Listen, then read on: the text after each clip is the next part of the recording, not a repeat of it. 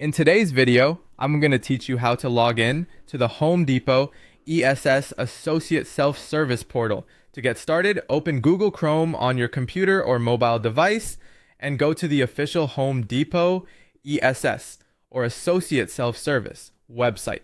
It's important to use the official site so your information stays secure and you can access the correct employee tools without any issues. If you're ever unsure, double check the web address before entering your login details. Once the page loads, look for the Workforce Login Portal button and click it. This will take you to the secure sign-in area used for employee access. Make sure the page finishes loading completely before moving on, especially if your connection is slow, so you don't run into unnecessary errors. Next, enter your corporate user ID and your password in the appropriate fields. Take your time here and type carefully, since login systems are usually case sensitive and even a small typo can prevent access. If you're on a personal device, be mindful of your surroundings and avoid entering your credentials where others can see your screen.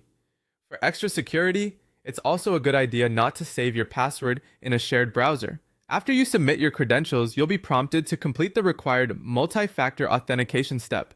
This extra verification helps protect your account by confirming that it's really you trying to sign in. Follow the prompt sent to your registered device, which may appear as a notification, code, or approval request depending on your setup. Be sure to complete that step promptly, since these prompts can sometimes expire after a short time. If you don't see it right away, check your device carefully and make sure notifications are enabled. Once multi-factor authentication is complete, you'll be signed into your account.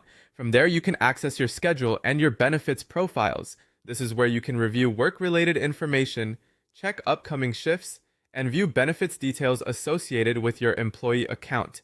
Take a moment to familiarize yourself with the layout so you can quickly find what you need the next time you log in. When you're finished, especially if you're using a public or shared device, remember to sign out completely to help keep your account secure. That's how to log into the Home Depot ESS Associate Self-Service Portal.